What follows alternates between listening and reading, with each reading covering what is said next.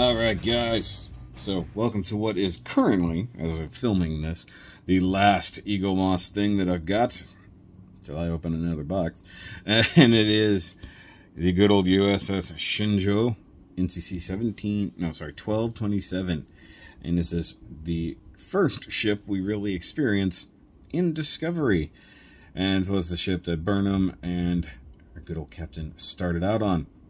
Now, there's something interesting about this one, and I'll point it out as we go along, because there's something odd about this particular model as it goes, and I mean literally from Eaglemoss. And this is a big box in comparison. You know, this is very tall because it's a super wide box, but I feel like they also had to make room because by now they had also introduced the Picard series along with Discovery, so they had to make the boxes a little bit bigger. Come around here, you got all that, Discovery, Hero Collector, all that kind of crap, and you got the box, StarTrek.com. It does have the styrofoam, not the cool foam inserts. Coming down, and we got the thingy-do. So, nice small book, gotta love that. Shinzhou, special issue. Class is a Walker. It's a Walker class. It's one of the earlier ships. Obviously, it's 1227. It's really early. Launched in the 23rd century. Didn't give an actual year because we didn't bother. 423 meters, though. That's kind of long, but I don't see that, at least not on screen. And the captain was Giorgio. One of the cooler characters, realistically, that is off and on. Let's see, you got final position, you got how you put the stand on there, you guys know how this goes, all the stuff here, designing the ship, which is actually, this is what I like it when they're showing the whole thing. I mean, there is almost nothing going on here, there is no secondary hull, there's nothing like that. And let's see, first appears in the Vulcan Hello, which is actually pretty fun, if I'm honest.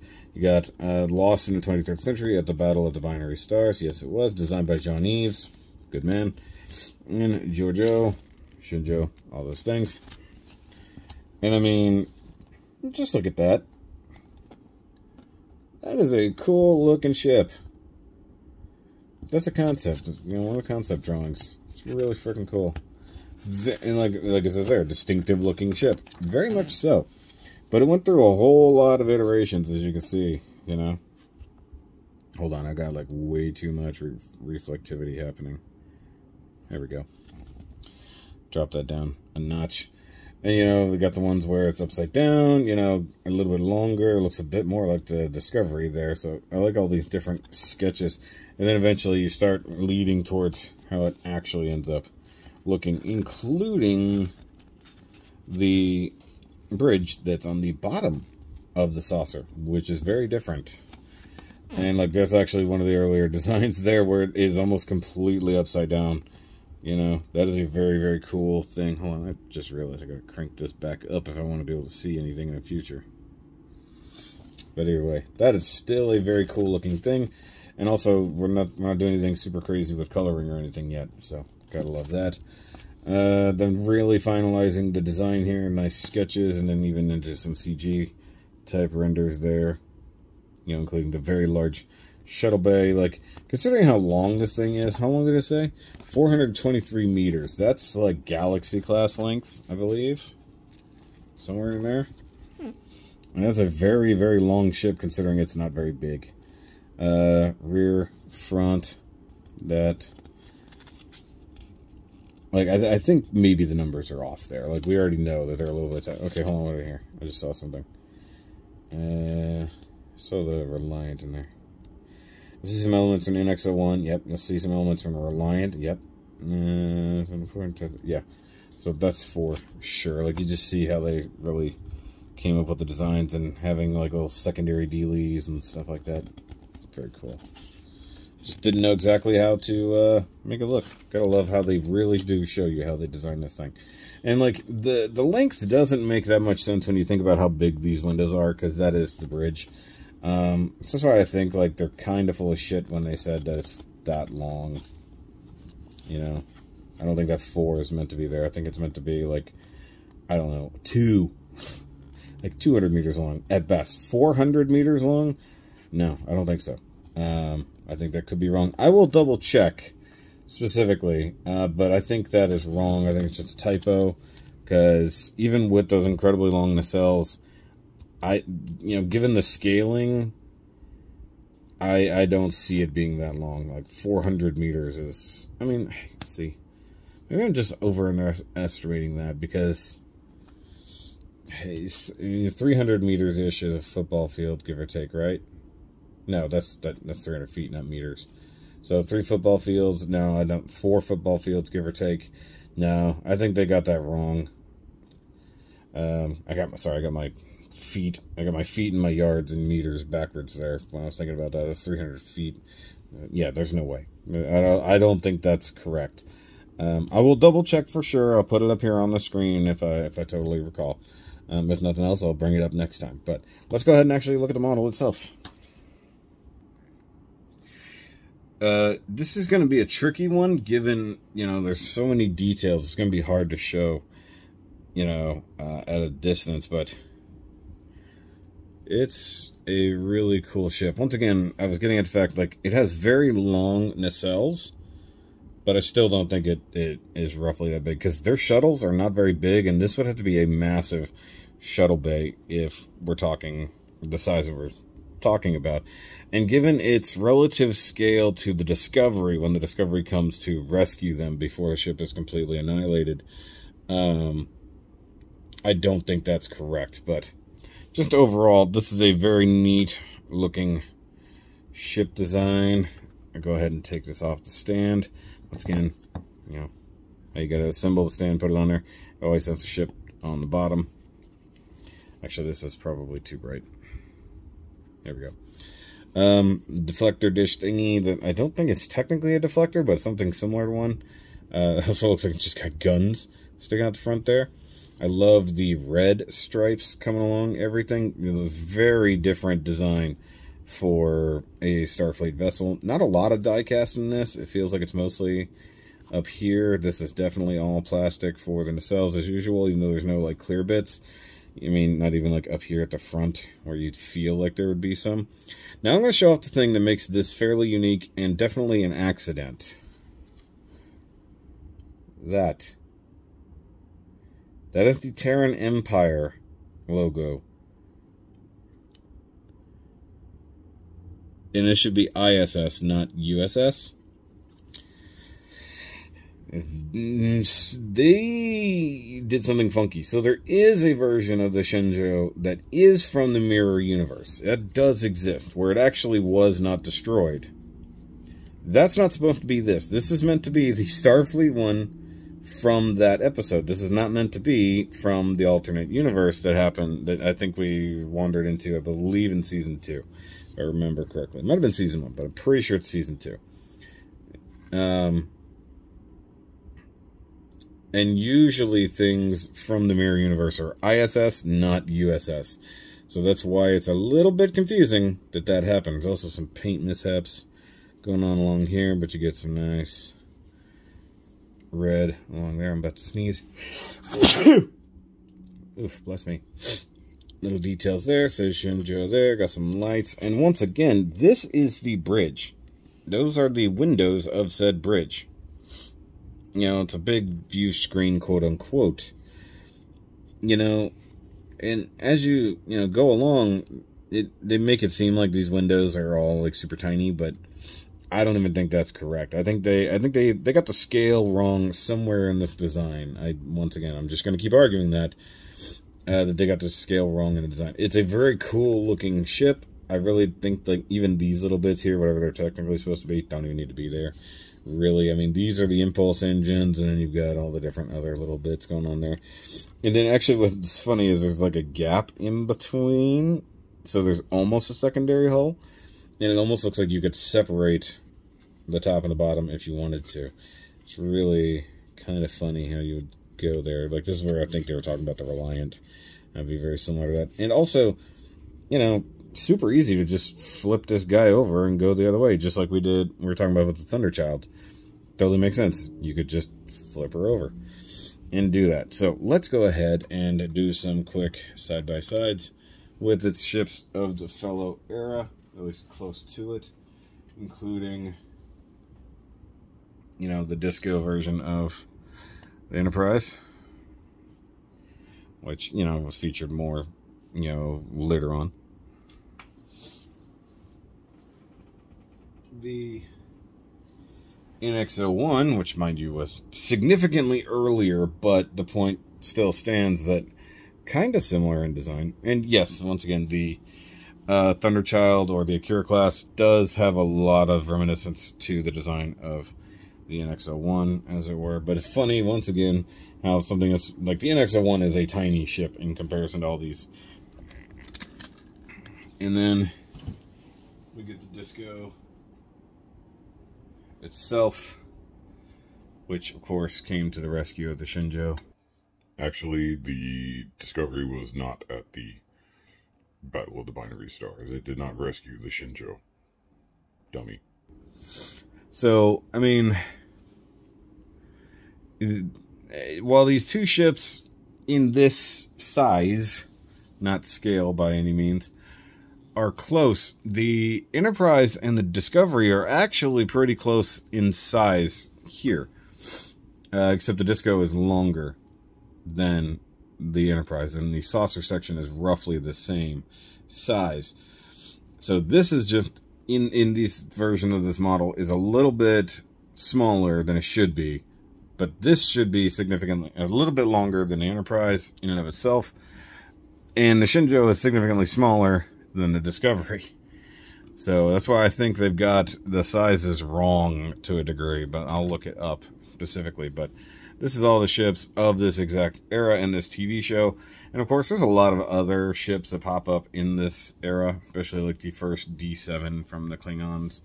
You know, older Klingon ships, things like that, the crazier old Empire designs. You know, Section 31 ships that never existed, but definitely don't even look like they came from this era, because their technology was always, no pun intended, light years ahead.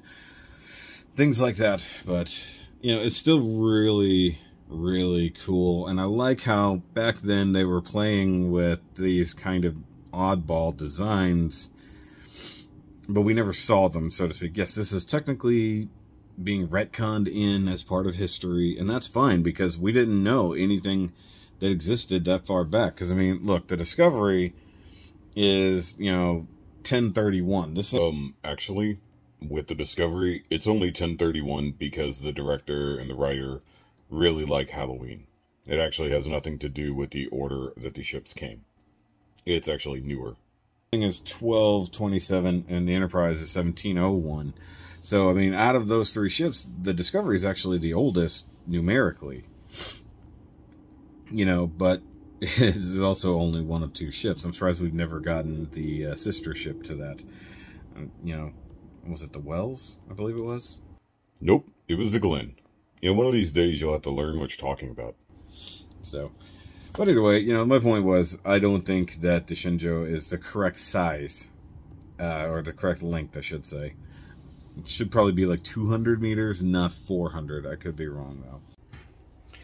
Hey, guys. So, adding this in here because I was talking about this whole size problem with the Shinzhou. Apparently, it is truly a problem. Everything's scaled very incorrectly when it came to Discovery, because they already set the size and everything for the ships, but never took into consideration the size of anything that came before it. Not in the literal sense, but in, well, I guess in the literal sense, but not in universe, but in our universe. So the canon length for the original TOS Enterprise is, however, you know, what was it, 200 some odd meters?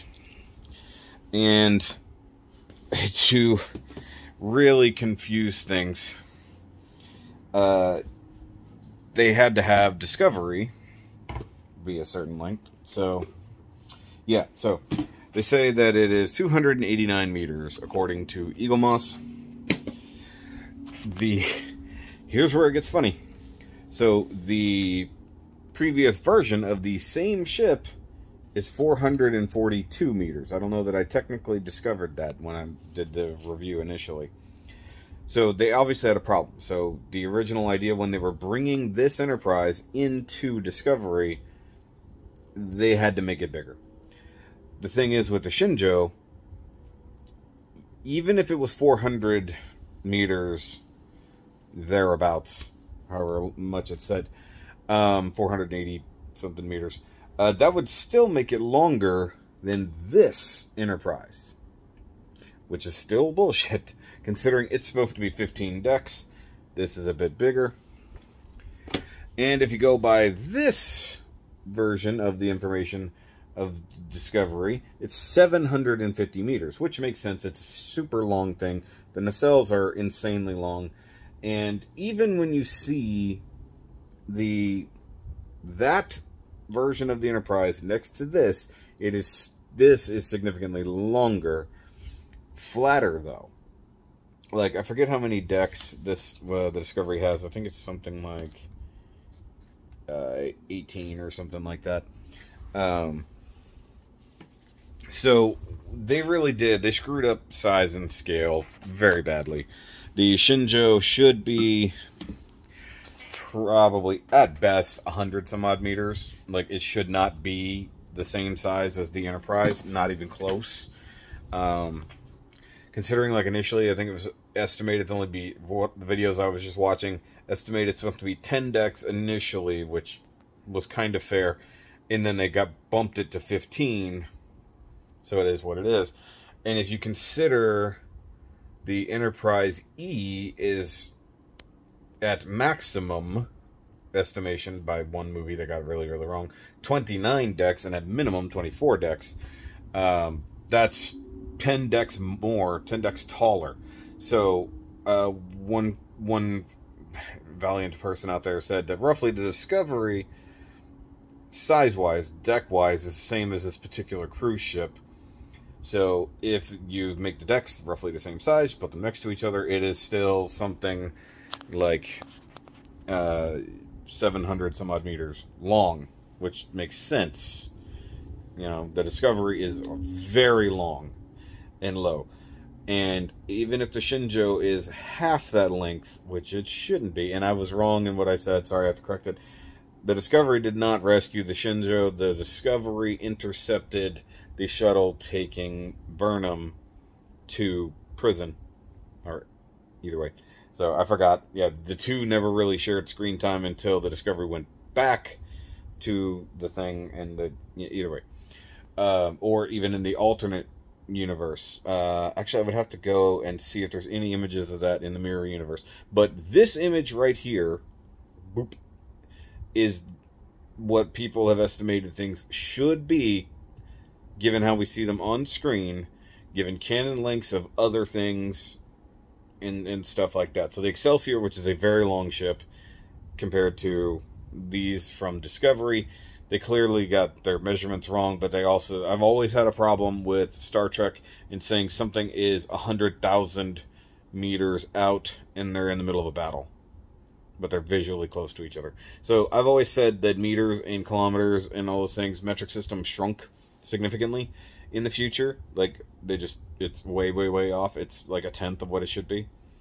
So that's just the end of that discussion. The problem with with Discovery is the series is it rewrote length of things, even to the point that the Enterprise, which is the same Enterprise that gets refit into the one into the original series, which I guess I don't know what I saw that I thought when it ended in season 2 that Enterprise changed into the next one. It doesn't. I don't know where I got that. I don't know where my brain picked that up. I don't know. It is what it is. But anyway, that's an interjection there at the end of the review when I'm talking about the size problem. It is clearly a problem, and no one has ever come around to fix it. Other than the fact now, even if you say that the Disco Enterprise is the same length as the original one, then the size of the Discovery significantly shrinks, and same thing for the Shinzhou. The Shinzhou should only be, by its own estimation, if it's 15 decks, that is only 7 more decks than the NX-01. So it is not that big of a ship in comparison. It should be maybe 1 1.25 size of the NX-01. Instead, it's 1.5 times that of the original Enterprise, and that makes no sense. So that is the problem, and nobody's bothered to come around to try to fix that. So that's it. Sense. So either way, I'm going to stop ranting about that and move on with life. Got other things to do today. But that is it for at least all of the ships that I have in the current lineup. I have one more to unbox, but I have to go open that box, and I haven't gotten that far yet today. But I'm going to, and I have a lot of editing and a lot of other stuff I got to do tonight.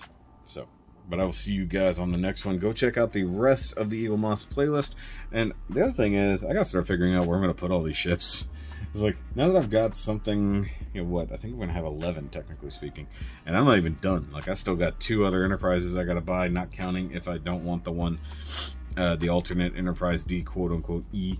And then I also don't have DS9 yet. I also don't have the Delta Flyer or Voyager. So those are the ones that I definitely 100% cannot live without. And I haven't even gotten close to buying those yet. But either way, guys, I will catch you next time. Remember, as always, keep on nerding. But no one has nerded before.